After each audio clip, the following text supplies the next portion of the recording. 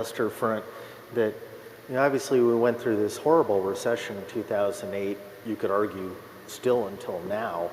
And if I could invest in Chevron stock and watch it increase by 1% in 2008, or worse, go down by 10%, I might as well invest in something that makes me happy, and if I have the money to invest. And I think that was sort of the genesis for people wanting to do social innovation.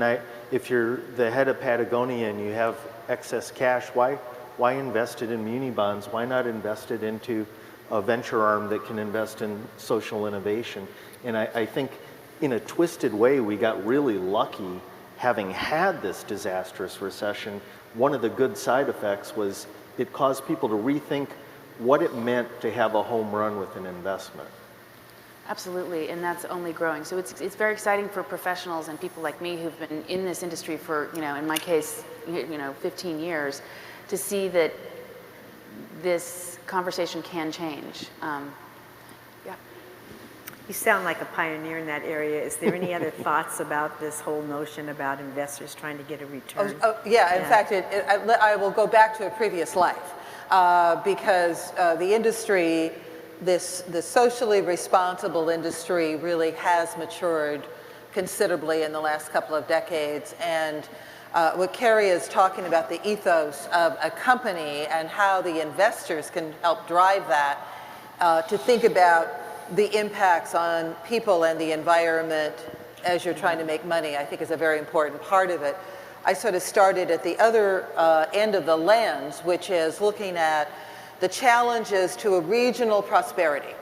And this was with the Bay Area Council. I was there for a decade, and in 15 years ago, we capitalized two socially responsible equity funds, raised $165 million from our members and some institutional investors and foundations doing PRI investments.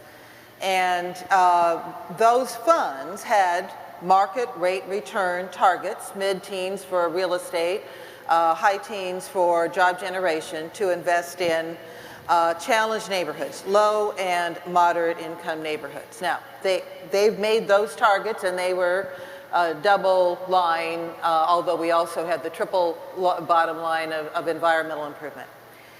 That experience and seeing why there wasn't more investments in the poorest neighborhoods, in the low-income neighborhoods, which is for me and the the California Emerging Technology Fund, we're down to about 25% of Californians who are not connected, who do not have at home the ability to access the internet with high speed.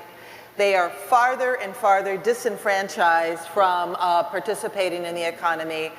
Many of them live right around the ports of Long Beach and LA, and trying to figure out how the residents of this state can all be productive, have the opportunity to be productive, is really what I think about day and night. And so that has driven us in the state to identify, why isn't there more investment in low-income neighborhoods? And it's all the issue of risk. Who in their right mind is going to go into a neighborhood when there is high crime, there are poor schools, there is no housing that's affordable, and there's really no job opportunity, and none of the job training is going on in those neighborhoods? And the fact of the matter is, people will go where they can make money, and there are many opportunities in low-income communities. The challenges happen to be the responsibility of the public sector.